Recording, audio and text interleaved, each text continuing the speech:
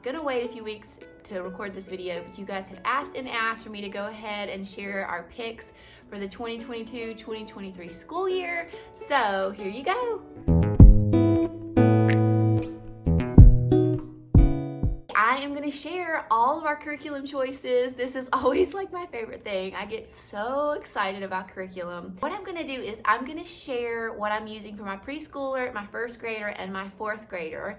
And I'm going to share what we're doing for a few of our family subjects. But for Bible, I'm going to wait on that. Number one, because I haven't totally decided everything we're going to use, but also because there's a lot, so I'm going to just make that its own video. Let's start with preschool. So Emmy Grace is 3 years old. She just turned 3 in February. So we are gonna do the Good and the Beautiful's preschool program with her. But I'm not gonna make a big deal out of it because she's just 3 and I really don't usually start them on preschool stuff until they're 4. So I am just gonna let her do what she wants to do. If she decides she wants to do it that day, she can do it. I'm really just hoping that at least 1 or 2 days a week, we can get a few lessons in, but I'm keeping my expectations really low so that I don't end up getting disappointed and frustrated because she may surprise me and be totally unlike her brothers and really be into this, or she may not care a thing about it and not want to do it at all, and either way is fine with me. So I'm just trying to be flexible, keep an open mind, and keep my expectations low for now.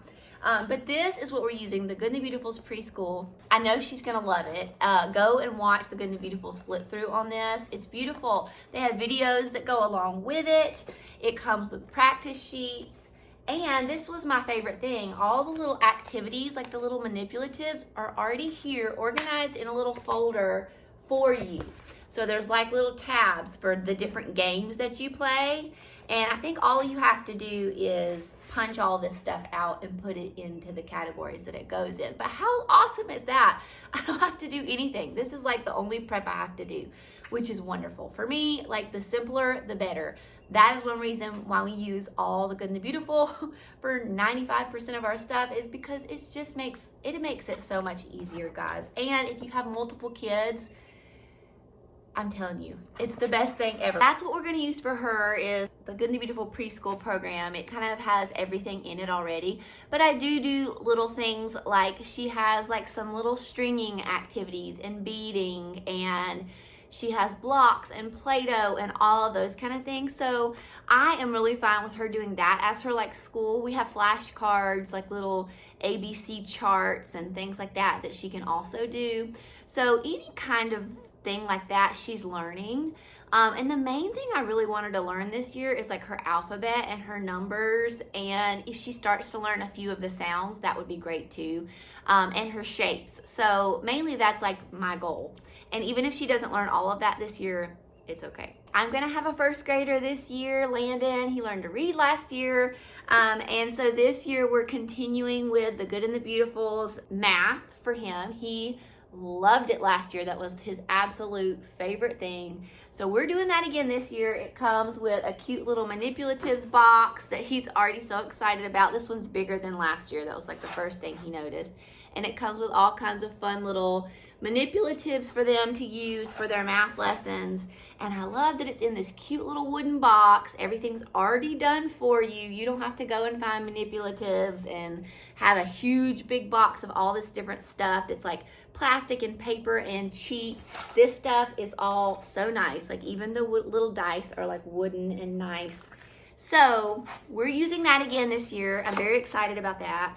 We're also using the Good and the Beautiful's Level 1 language arts, but that has not been released yet. They should be releasing that, I think, in July. So once they release that, I will order that, and that's what he will do. Gabe, he's my fourth grader, and we're continuing using Good and the Beautiful's language arts for him.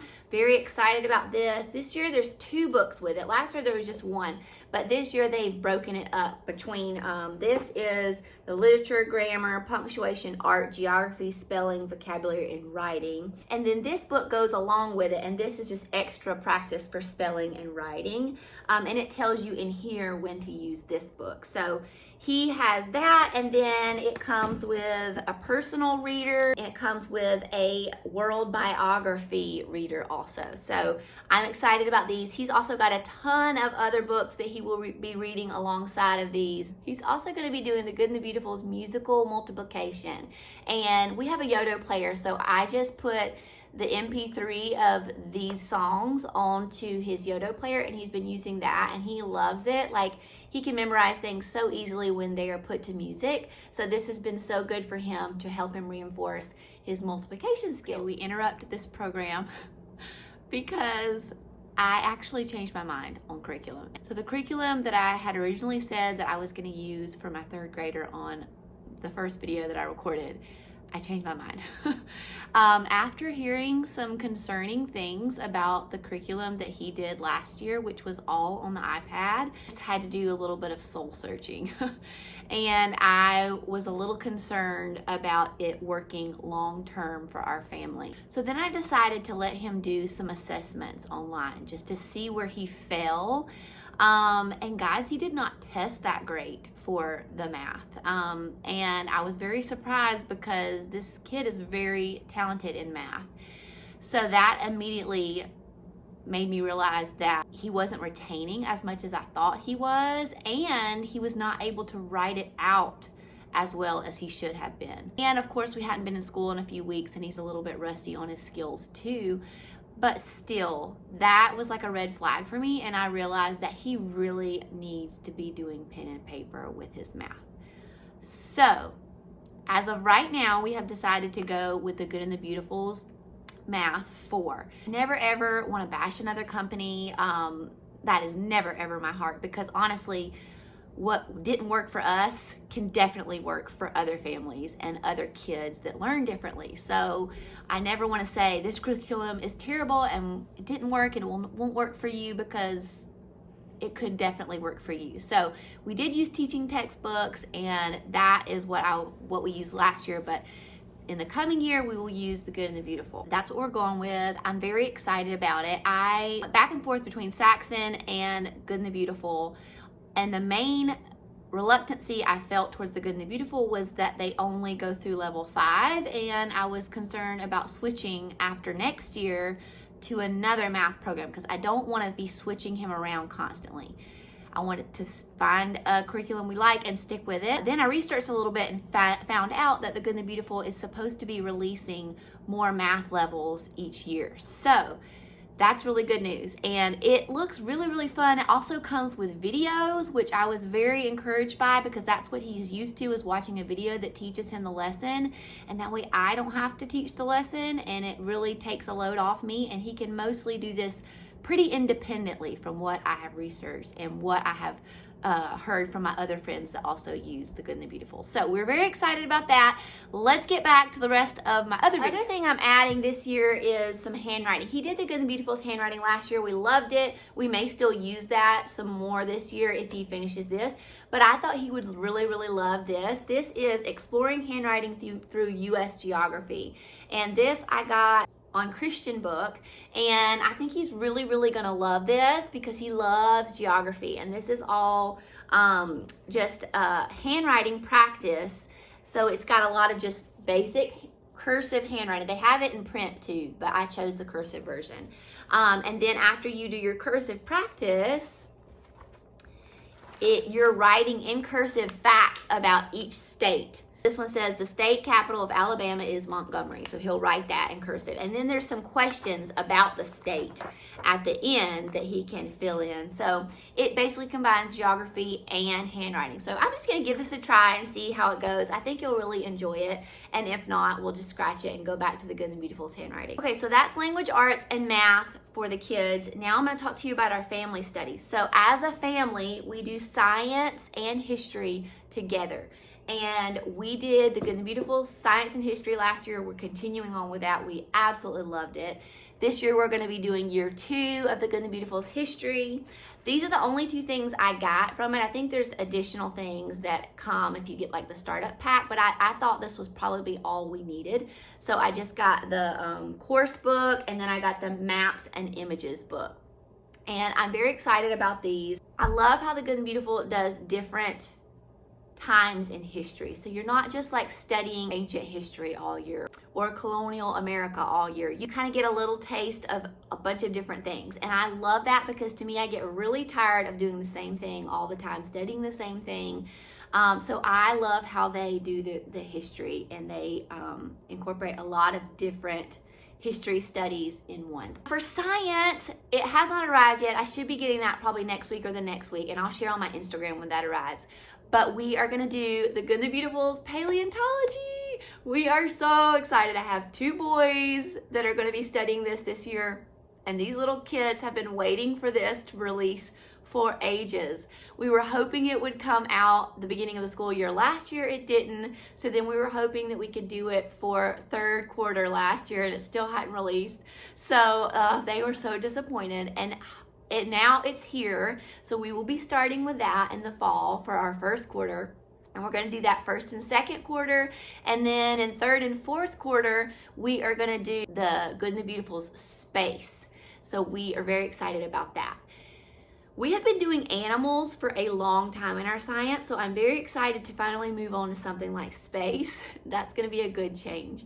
Now, another thing I ordered from the Good and Beautiful that's not here yet is their safety course. I am really excited about this. It's going to teach kids about like gun safety and fire safety and body safety, and I'm just going to incorporate that just maybe once or twice a week into our morning time. And I meant to mention too, for history, we do this 2 days a week. That's what we did last year, and we were able to complete the whole course by the end of the year. So that worked out really well. And then for science, we actually only do it 1 day a week, and we were able to complete 2 science units a year doing it that way. So that works out really well for us. And we just circle these through our morning time. So in the morning, we always do Bible. We always do some type of like read aloud, and we always do either history or science. So usually what we do is Tuesdays and Thursdays we do history, and Wednesdays we do science. Usually on Mondays we're at co-op, and Fridays is like our lighter day. But since Fridays is our lighter day, what I've decided this year is to incorporate the Good and the Beautiful's nature notebooks. So these are so fun. I don't know if you guys have seen this. I'll do a little flip through for you, but they are so fun. They have like just all kinds of different like nature hunts in here. They have it broken down between seasons too, so you'll have something to do like in each season, whether it's finding leaves outside or looking at clouds, or it has like nature bingo in here and seed bingo and flower facts, and you'll go explore flowers and trees. And I think they'll really love this. My kids love to be outside. They love to collect things outside, and this will just be a good little extra fun addition to our Fridays. We will be doing things for Bible. I'll go over that stuff with you guys soon, and be on the lookout for more videos. I've got a video about Bible coming out. I've got a video where I'm going to give you guys a tour of our homeschool room coming out. So there's so much good stuff coming your way, and I'm very excited to share. That's going to be it for our curriculum haul. I hope you guys enjoyed it. I hope it gave you some good ideas, and be sure you subscribe to the channel because I've got a lot of good things coming out, and I don't want you guys to miss any of it. And be sure you give this video a thumbs up before you go. Thanks again so much for coming, and I'll see you soon.